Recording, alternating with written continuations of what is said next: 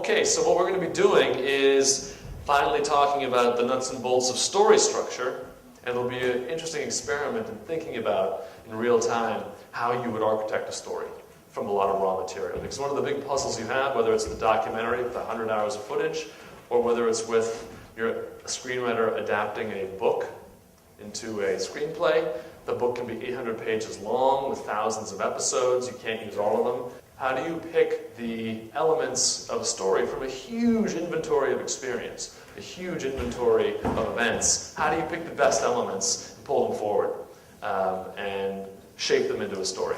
And we'll use this exercise to think about ways in which you apply story structure to anything. Whether it's a feature film, it's a corporate documentary, a book, whatever. But we're going to use the true story of Captain Phillips and the Somali pirates as an exercise in feature film story generation.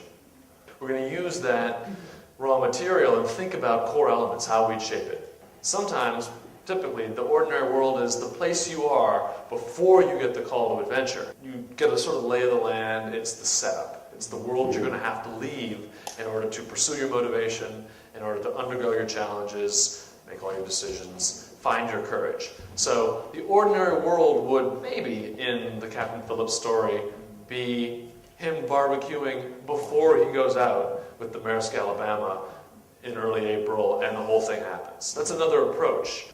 When we hear the term ordinary world, we think ordinary means boring or blasé or the thing that was, that predated any adventure. If you want to set your story, whether it's a drama or a comedy, in the time frame you're setting it in, the ordinary world may be a world in which you're being hounded by news and press. For example, let's say you're telling a movie about a celebrity.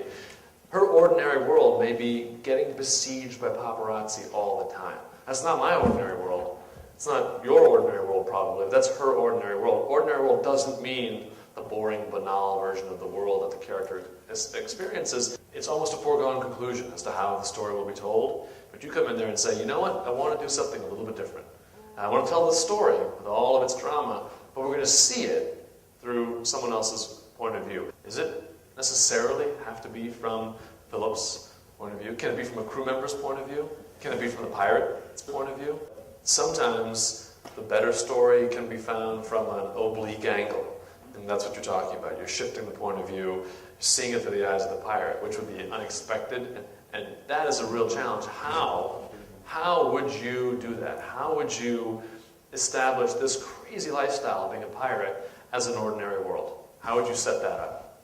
What thing would they say, what gesture would they make where you as the audience would say, wow, this isn't even a big deal for these guys? That's great, that's excellent, wow. Okay, disillusionment and panic, and I'll track this left to right as we move through it, right? Because there's another frame over here that you're not seeing, but take us through what's happening here. It is, at the end of the day, an action movie.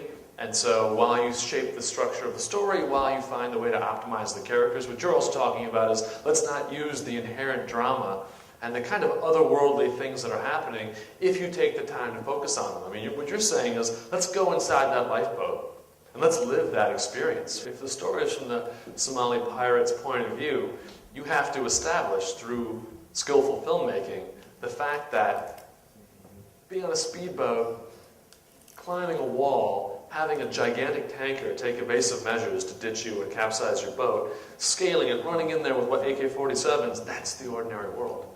Nice. All right, so that was a great example of taking a moment and fixating on it, but fixating on it creatively so that you can wring the maximum amount of drama out of it.